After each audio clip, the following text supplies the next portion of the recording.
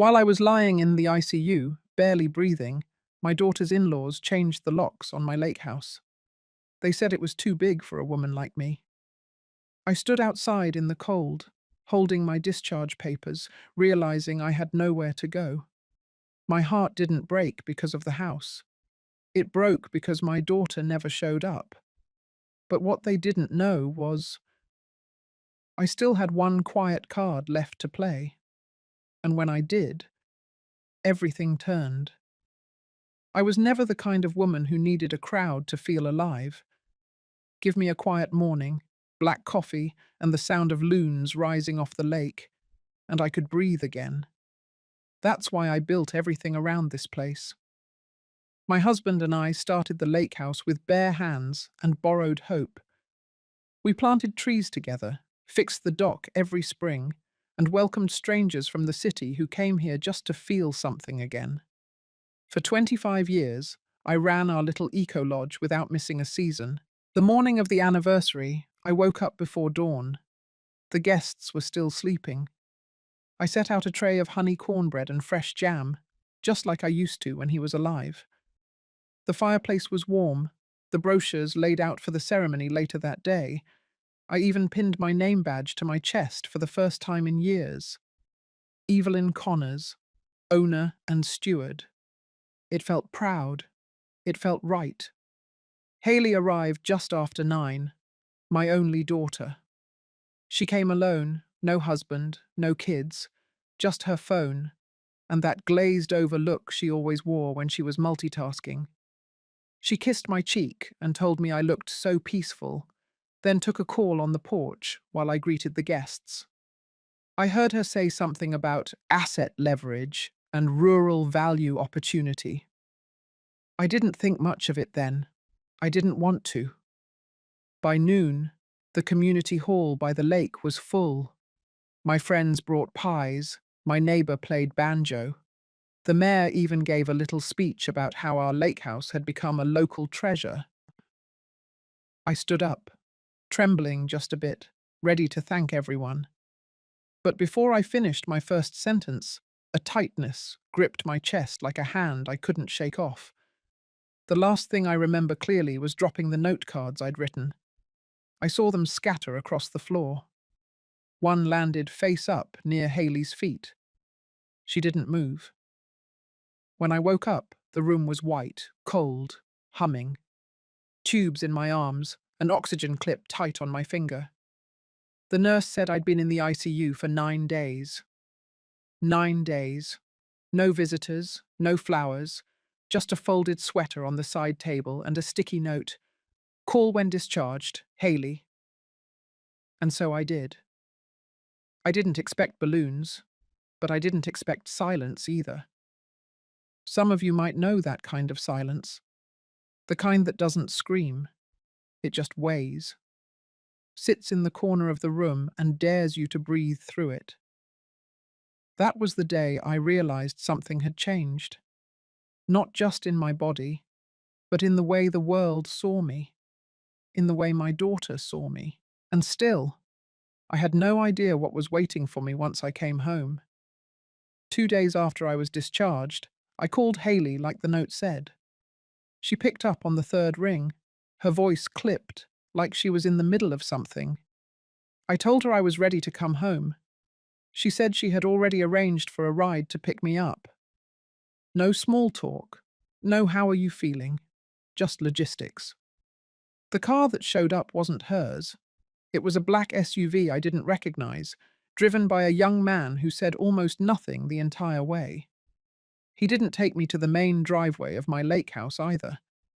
He stopped near the bottom of the hill and told me this was as close as he was told to go. Told. That word stayed with me. I walked up the gravel path with my overnight bag in one hand and my discharge papers in the other. When I reached the porch, the welcome mat was gone. So was the planter I used to keep by the front door. Instead, there was a new keypad lock. No keyhole, just a blinking red light and a quietness that didn't belong to my home. I knocked once. Nothing. Again. Still nothing. Then the door opened just a crack.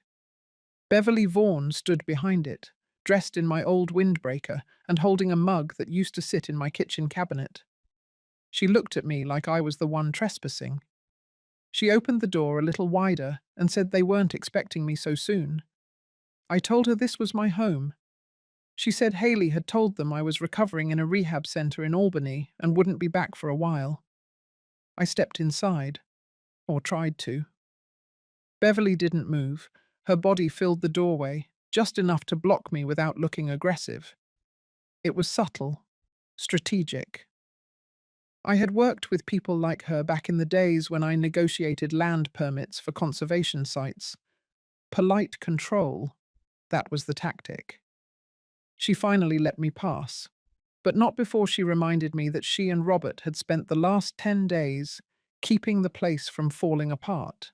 She mentioned frozen pipes and an electrical short in the back kitchen, and how lucky it was they had stayed when they did.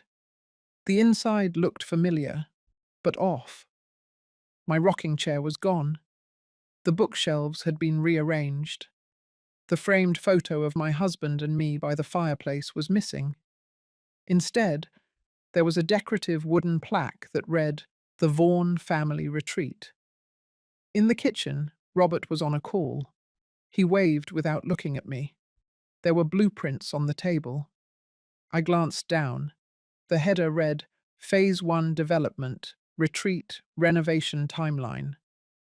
When Haley arrived 20 minutes later, she acted surprised to see me standing there. She gave me a hug that didn't touch either of us and started explaining how overwhelmed she'd been with everything. She said Beverly and Robert had stepped in to help, and things had gotten busy, but they were just trying to keep it all from slipping. Then she said something I didn't expect. She told me the house had become too much for me to manage, that she'd been meaning to talk to me about options. Her tone was gentle, practiced. It had the same cadence she used to use on her son when trying to convince him to share his toys. I said nothing, because something in me had already shifted. It wasn't just the locks, or the missing picture, or the new plaque. It was the way they looked at me now, like I was a guest, a problem to work around, an old woman who had wandered into the wrong place at the wrong time. And I wasn't sure yet what hurt more, the silence or how familiar it felt. The next morning I came down early. The kitchen, once quiet and still in the early light, now had voices. Beverly was sitting at my breakfast table, scrolling on her tablet, sipping from another one of my mugs. Haley stood by the sink, speaking low into her phone, talking about square footage optimization and site approval forms. She paused when she saw me, smiled as if everything was normal, and went back to her call. I opened the pantry. Rows of unfamiliar protein powders and imported teas had replaced the preserves I used to make. My jars of wildflower honey were gone. In their place sat plastic bins labeled with stickers. Robert's handwriting, neat and deliberate. No one asked if I wanted breakfast. No one seemed to notice when I stepped outside onto the porch and looked out at the lake. The dock had been pressure washed, probably by some company they hired. It looked sterile, lifeless. The bird feeders were gone. Later that day, a couple in business attire showed up. They were introduced to me as potential partners. Beverly said they were exploring ideas for converting the lodge into a boutique retreat. She used words like expansion, seasonal bookings, and long-term growth. Haley nodded along, quiet but complicit. Her silence was no longer passive. It was working in sync with Beverly's words. I stayed silent. I watched. I smiled when spoken to. I said I was still recovering. But I was watching everything. That evening, I went to the guest bedroom they had set up for me. It was smaller than the others, tucked away near the back. A cot, a folded blanket, and a tray table with a small lamp. My room, the one with the bay window and cedar chest, had been converted into a meeting space. There was a new flat-screen TV on the wall and a coffee station set up in the corner. The cedar chest was gone. I asked about it once, quietly. Beverly said it had been taken to storage to make room for a more flexible layout. Haley avoided eye contact. I opened my phone and looked at my photos. A picture of the chest was still there, taken 3 summers ago, when my grandson had climbed on top of it to look out the window and called it a storyboat. I didn't delete it. That night, I didn't sleep. I lay there listening to the faint sounds of voices down the hallway, plans being made, schedules being sorted. I heard Haley laugh once, a soft, short laugh I hadn't heard in years. Not with me, at least. The next morning, I found a printed brochure draft on the kitchen counter. The header read, Vaughan Retreat at Pine Lake. Below it was a digitally edited photo of the lodge. My name had been removed from the signage. My husband's name, which had always been carved into the wood just under the welcome sign, was no longer there. The plaque had been replaced. They hadn't just moved into my space. They had begun to erase me from it. I folded the brochure and put it in my coat pocket. I didn't cry. I didn't scream. I didn't say a word. But I knew then that I had already lost something I might never get back. Not just the house, not even my daughter. It was something quieter, like watching the sun go down and realizing the stars don't look the same anymore. Not because they changed, but because the place you're standing doesn't feel like home. The following Monday, I waited until the house was empty. Robert had gone to meet a contractor in town. Beverly was off somewhere for a wellness appointment. Haley said she had a lunch meeting, though she didn't say with whom. I stayed behind, offering to fold towels and answer the phone in case guests called. No one questioned it. No one really looked at me anymore. Once the front door closed, I moved quietly. I checked the drawers in the kitchen first. The old recipe box where I used to keep my savings notes was gone. The junk drawer, once full of flashlights and fishing line, now held glossy pamphlets and expense spreadsheets. I opened the utility cabinet near the back staircase. Tucked behind a row of light bulbs and canned beans, I found a banker's folder marked with Haley's initials. Inside was a property tax assessment, with my name crossed out in pencil and Vaughan Group Holdings written in the margin. I paused. My name, crossed out. It didn't hurt the way I expected. It just settled deep, like sediment, thick and quiet. I folded the paper, slid it into my coat pocket, and kept going. In the office, I found a drawer that had been locked. I knew the trick to it. My husband had installed that lock after a summer guest once tried to snoop. You had to press the top left corner while turning the handle. The drawer clicked open. Inside were more folders. Financial documents, some with my signature copied. Too clean, too recent. A few dated just days after my heart attack. One document listed Beverly as a temporary caretaker of assets. Another had a clause about medical incapacity, with Haley named as power of attorney. My hands were still. I wasn't shocked. I wasn't even angry, just tired. Tired in a way that came from being seen as weak long enough for other people to start planning what to take from you. I took only one folder, the one with the notary stamp on the bottom. I slipped it under my cardigan and went out the back door, past the shed and toward the walking trail that led to the main road. I didn't want anyone to see me leaving. Not yet. At the end of the road sat a small post office and a bait shop. I bought a bottle of water to keep up appearances and asked the young man behind the counter if the Wi-Fi still worked. He said yes. I sat at the picnic table out back and opened my phone. I emailed the documents to myself, then to someone else. His name was Reed Mueller. He had been my husband's lawyer for over 20 years. We hadn't spoken in nearly a decade, not since the estate was finalized. But I remembered his direct line. I also remembered how he looked me in the eye when he said, "You built this life too, Evelyn. Don't forget that." I included one sentence with the files, just a quiet request to meet. That night, when I returned, Haley asked where I had gone. I said I took a walk. She didn't ask anything more. But Beverly watched me from the hallway. She said nothing. Her eyes followed me as I passed. In the guest room, I sat on the cot and opened the folder one last time. I looked at the signatures, the dates, the faint impression of my name reshaped to fit someone else's plan. I knew then that this wasn't a misunderstanding. This was a decision. And the difference between those two things changes everything. The next afternoon, I walked into town under the pretense of picking up tea from the co-op. No one noticed. Beverly had a clipboard and a contractor in the sunroom. Haley was pacing the deck with her phone pressed tight to her ear.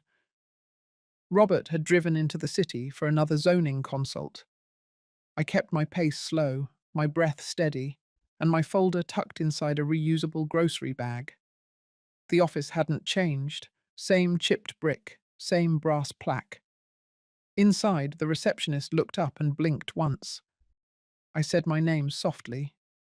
She stood without a word and disappeared down the hallway. Reed Mueller opened the door himself. He looked older, thinner than I remembered, but his eyes still held that quiet steel, the kind that made people second-guess their schemes. He didn't say much at first. He just gestured toward a worn leather chair, and I sat. I laid the folder on the table between us and opened to the notarized page. He scanned it, his mouth tightening. Then the next page. Then the one with the signature. When he looked up, there was no hesitation in his voice. He told me I'd done the right thing. What I had suspected was worse than I thought. The forms weren't just shady, they were legally questionable. Some portions were altered, initials looked forged, one page referenced a trust I had never heard of, listed under the Vaughan name, with my house listed as the primary asset. I felt no rage, no panic, just a long, cold thread of clarity winding through my chest. Reed leaned back and asked what I wanted. I told him I didn't want to sue anyone. I didn't want a courtroom. I wanted silence, precision, protection. Something that wouldn't just reverse what they'd done, but redefine it. He nodded once. Then he pulled out a legal pad and began writing. We spent the next hour working through options. A grantor trust could be established under my name. The property could be moved back into my control with provisions. A conservation easement, perhaps. One that protected the land from development indefinitely. He asked about my will. I told him it was simple. It named Haley years ago. He suggested we amend it. Not for punishment, for clarity. By the time I left, the bag was lighter. But something in me felt heavier and steadier at once. On the way back, I stopped at the lake overlook. The sky was the kind of grey that hints at snow. The water was still. I watched a single loon glide across the far end. My husband used to say they only stayed when the place still felt like home. I got back just before dusk. Inside, the mood had shifted. The dining table was set with place cards. Haley had pulled out my china. Beverly was arranging pine cones in a centerpiece. Robert's voice carried from the next room, talking about timelines and Phase 2 plans. I moved through them like smoke, invisible but present. In the kitchen, I poured myself tea. Haley joined me, placing a hand on my shoulder. She said the investors were coming that weekend, that everything was finally coming together. She said she hoped I could see that this was all for the best. I nodded. Then I asked if I could take my tea on the porch. She smiled, already distracted. I stepped outside, cup warm in my hands, and sat in the rocker they had pushed against the far wall. The sun dipped behind the trees, casting the lake in bronze. I closed my eyes. Inside, voices rose, laughter, clinking glasses, movement. But out there, under the fading light, I felt something settle. I wasn't just back, I was awake. 2 days later, I found myself standing in the garden, pruning the dried hydrangeas I once planted with my husband. They hadn't bloomed properly in years, but I kept tending them, out of habit more than hope. That morning, Beverly had announced they would be tearing out the garden beds to make room for guest meditation circles.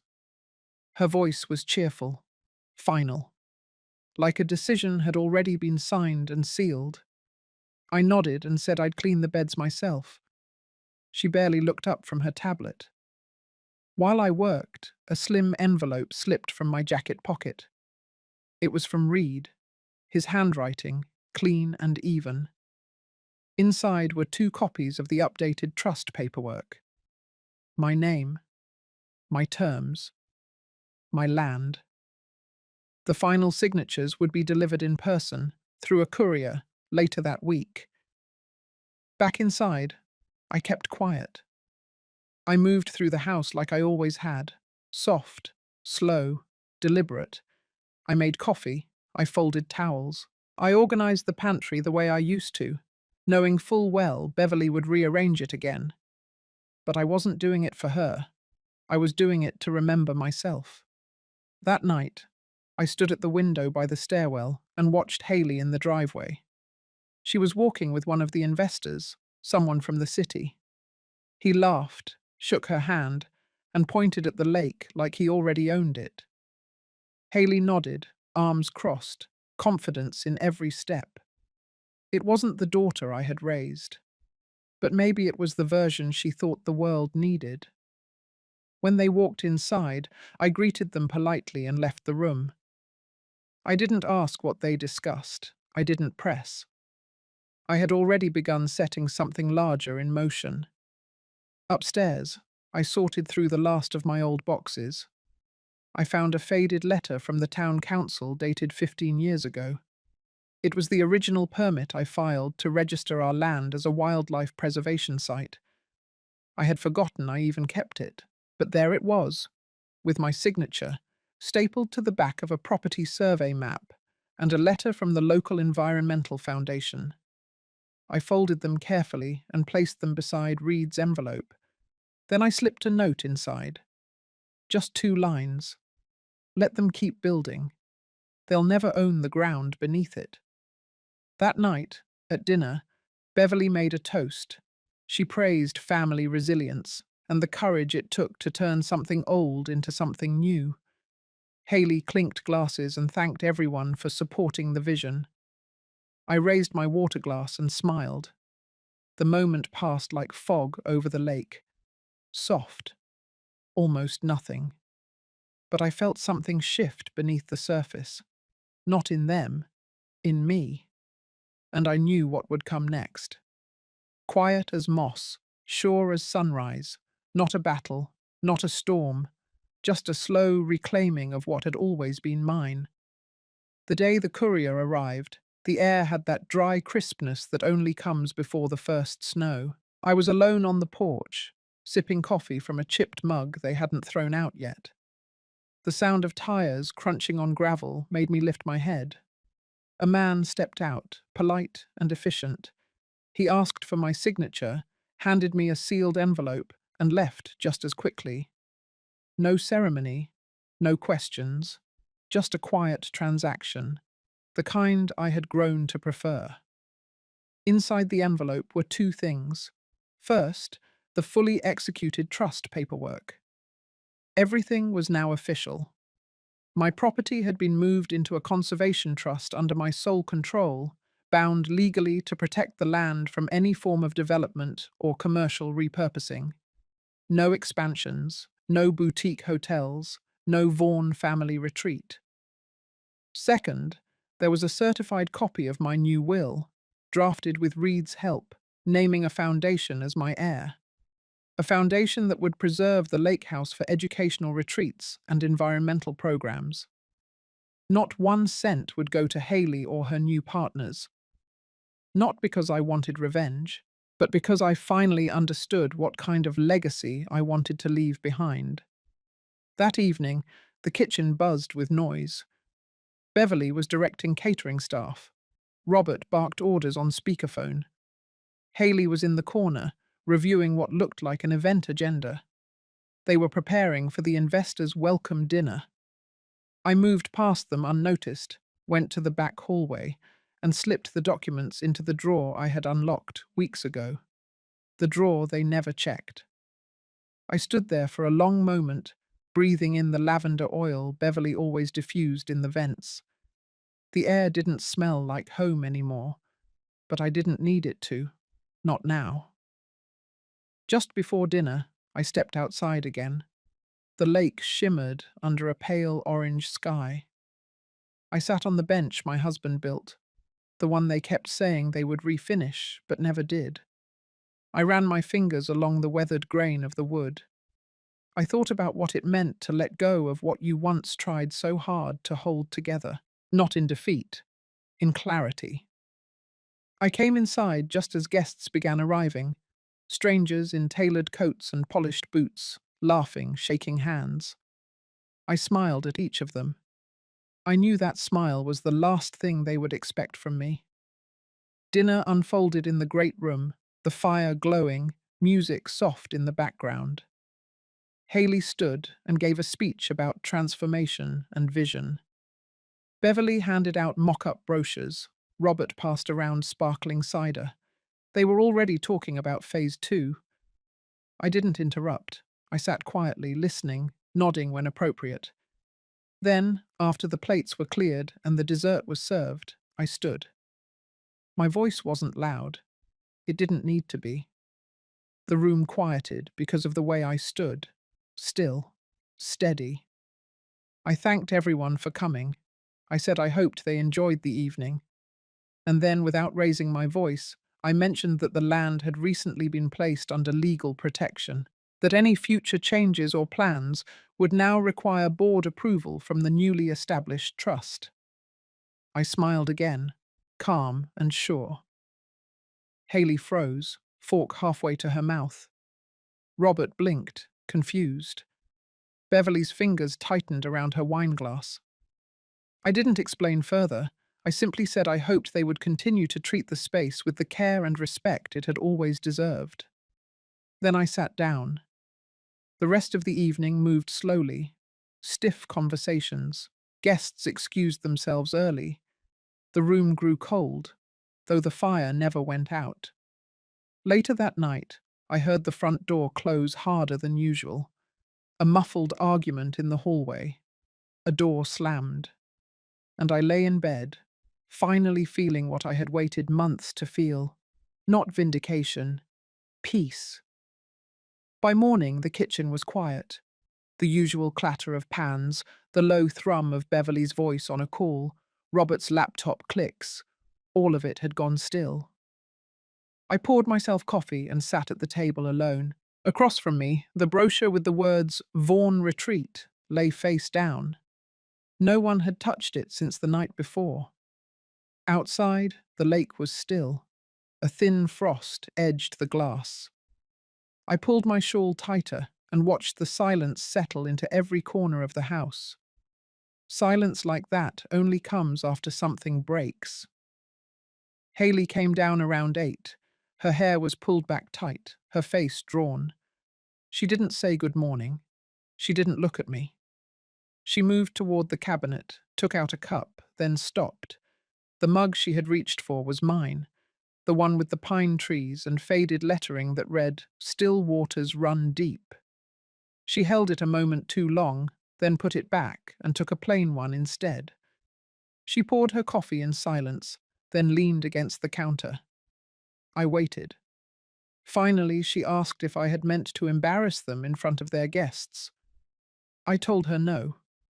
Then I reminded her the land had always been mine, that I had cared for it long before she knew how to walk, that I had protected it through drought, debt, and grief, and that what I had done the night before wasn't about punishment. It was about protection. She didn't respond. Her eyes stayed fixed on the mug in her hand. Her lips parted once, like she wanted to say something, but the words never came. Later that day, I heard Beverly speaking sharply on the phone in the study. She said phrases like loss of investor confidence and misleading documentation. Robert stormed out twice. Haley stayed upstairs most of the day. I stayed out of the way, in the garden, clipping what was left of the lavender before snow set in. That evening, I prepared a small stew and set the table for myself. I didn't expect anyone to join. They didn't. But just as I finished cleaning up, I found a note folded beside the kitchen sink.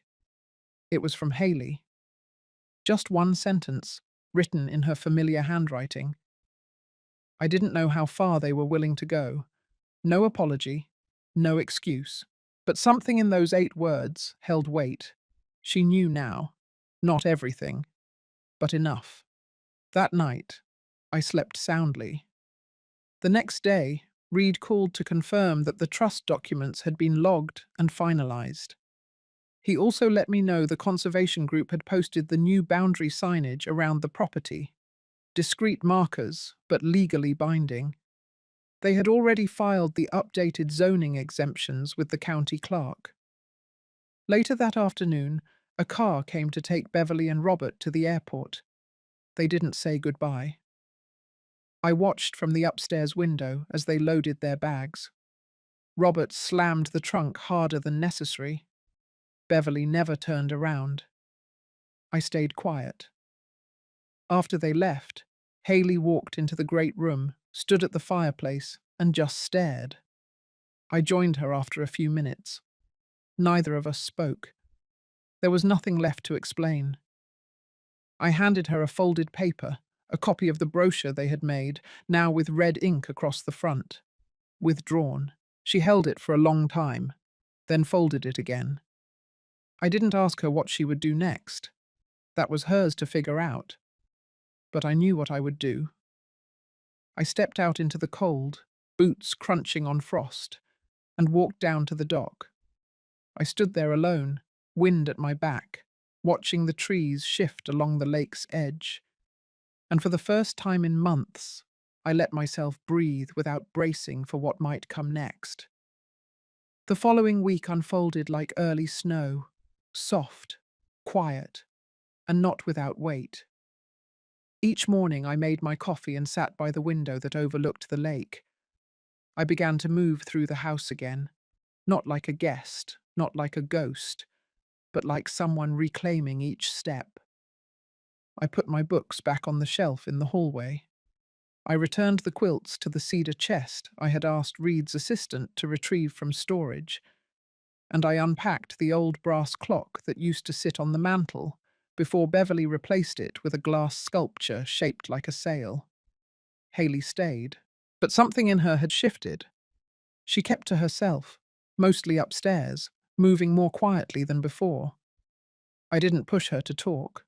There was too much unsaid to untangle in a single day, or even a week. Instead, I focused on something else. I began to prepare a dinner, not for them, for the women in town who used to come up every November for the end-of-season gathering. Women I hadn't seen since before my heart attack, since before my house had become someone else's vision board. I made the calls one by one. At first there was hesitation, then one by one, they said yes. That Friday I spent the day in the kitchen. I pulled out the cast-iron Dutch oven that had sat boxed away. I simmered cider on the stove with cinnamon sticks and cloves. I baked cornbread from the recipe on the note card that still smelled like flour and thyme. I moved slowly, not because I was tired, but because it mattered. By 6 o'clock, the house glowed. Not with chandelier lighting or scented candles, but with warmth. Real warmth. A fire in the hearth. Worn linens. Voices that carried the weight of memory. They came in with light steps and heavy coats, arms full of pies and preserves. They hugged longer than they used to. One of them cried softly when she saw the quilts folded across the chairs again. We ate. We laughed. We remembered. Haley did not join us. But at one point, I saw her standing in the hallway just outside the arch, a mug in her hands, watching. She didn't come closer, but she didn't walk away either. After everyone had gone, I stayed up late, rinsing dishes, drying them one by one. The kitchen was quiet again, but it was a different kind of quiet. It felt whole. That night, I left the porch light on. The next morning, I found a note slid under my bedroom door. Haley's handwriting. This time, longer. It said she would be leaving the next day, that she needed time, that she had a lot to think about. She didn't ask for forgiveness, but she said thank you.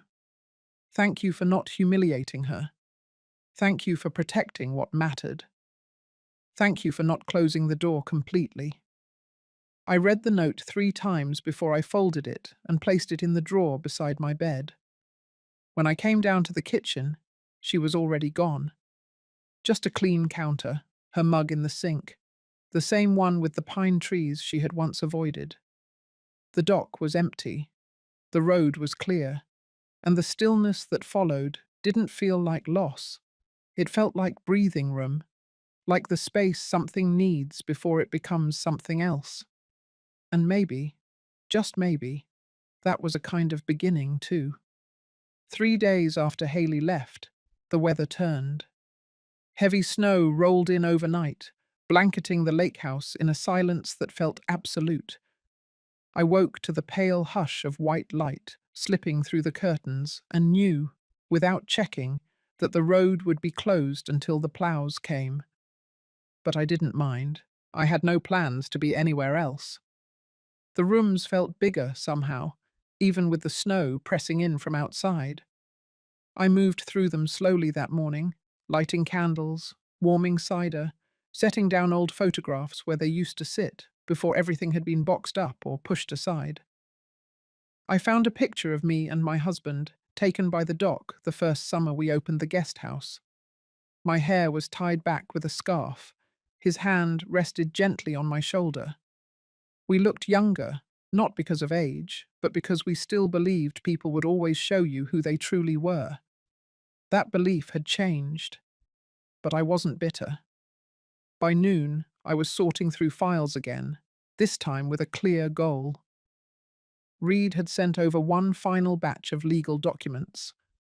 It was time to sign the last paperwork to finalize the transfer of the education partnership with the Conservation Centre. They would begin using the property during off-season months for small workshops, botany, writing, wildlife restoration. The land would no longer be reduced to marketing copy or mock-up retreats for investors. It would live, and it would serve. I signed the papers by the window, ink steady, hand calm. As I sealed the envelope, a memory rose without warning. Haley, about 9 years old, crouched in the dirt beside me in that very garden. She was digging with her bare hands, planting bulbs I had picked out the weekend before. Her cheeks were streaked with mud, her smile full of pride as she patted down the soil. She had asked if flowers remembered who planted them. I had told her yes. That night, I brought out my old journal, the one I had stopped writing in after my heart attack. I turned to a blank page and began writing, not about what had been done to me, but about what I had reclaimed. My land, my name, my peace. Not all at once, but piece by piece, like rebuilding a path you once lost in the woods. Around midnight, the power flickered. The wind howled against the glass, and snow pushed hard against the doors. But the fire held. The house, old as it was, stood steady. just like it always had when storms came. I stood at the bay window in my room and looked out over the lake. It was frozen now, smooth and silver under the moonlight. I could see the outline of the dock, barely visible beneath the drifts. Somewhere beyond the trees, a loon called once. The sound pierced through the wind and faded into stillness. That sound had always meant one thing to my husband. The lake was holding steady through the cold. And so was I. The next morning, I left the signed documents by the mailbox in a waterproof bag for Reed's courier.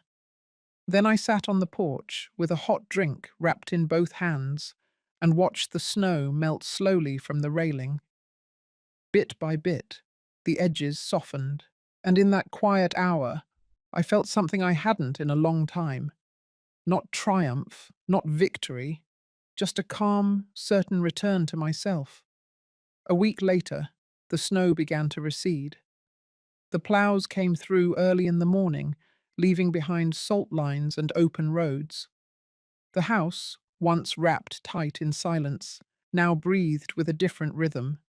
Not faster, not louder, just fuller. I spent my mornings by the kitchen window with a mug of warm broth, watching as birds returned to the feeder. Little flashes of colour against the white, the rhythm of seasons moving forward again, the way they always do when left alone. That afternoon, the mail arrived in a thick manila envelope from Reed's office. Inside was confirmation of the trust's funding. A final note from the foundation director welcomed the transition. It was done. Fully, legally, irrevocably. The house and surrounding land were now protected, not only from Haley, but from anyone who might try to bend it to their will again. I sat at the dining table for a long while, reading the documents line by line, not because I didn't trust them, but because I wanted to feel each sentence as it passed through my hands. Every clause, every signature, was another thread I had pulled back into my grasp. I had not taken back the past, but I had reclaimed the future. Late in the afternoon, I bundled up and walked to the shed. It still smelled like old wood and rain. I opened the storage bin in the back corner and took out the crate of old guest journals. We had kept them for years. Visitors would leave entries after long weekends or short retreats, notes about the stars, the quiet, the meals shared at the long pine table. I had forgotten how many people had been touched by this place. I brought the crate back inside and began flipping through them by the fireplace. The handwriting varied, curvy cursive, block letters, some shaky with age, some careful like a child's. One entry caught me. A woman had written that the house gave her space to remember who she was before life got loud. I closed the journal and sat quietly for a long moment. As twilight came, the shadows stretched across the floor like old arms reaching for something familiar. I lit the lantern by the front steps and turned on the porch light. Not for guests, just because I always had. That evening, the phone rang once. Reed's assistant letting me know that a newspaper had reached out. They'd caught wind of the trust and the land transfer. They wanted a quote for a piece on land stewardship. I declined. Not because I feared publicity, but because some stories are better when they stay with the people who lived them. Before bed, I walked through each room slowly. The air inside was warmer now, not from the fire alone, but from the way the space had settled back into itself. Each corner felt like it belonged again.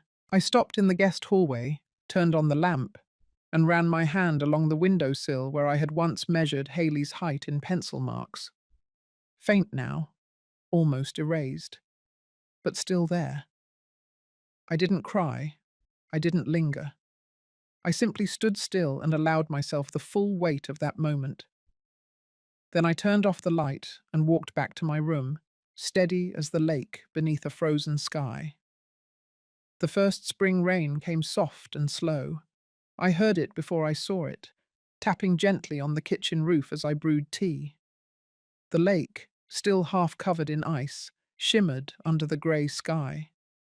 It was the kind of morning I used to love most, the kind that reminded me not everything beautiful had to be loud.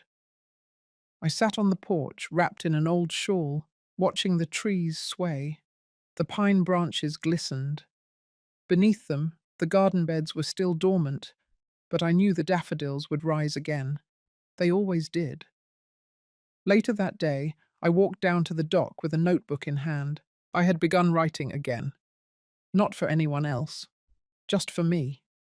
Bits and pieces, recipes I had once memorized, quotes I overheard from old guests, fragments of thought that drifted in during the quiet. I wrote about what it meant to be left behind, and then to stay anyway. About how silence was not always absence. Sometimes it was restoration. Near sunset, I heard a car approach, a soft crunch of gravel under tires. I looked up, but didn't rise. Haley stepped out, alone.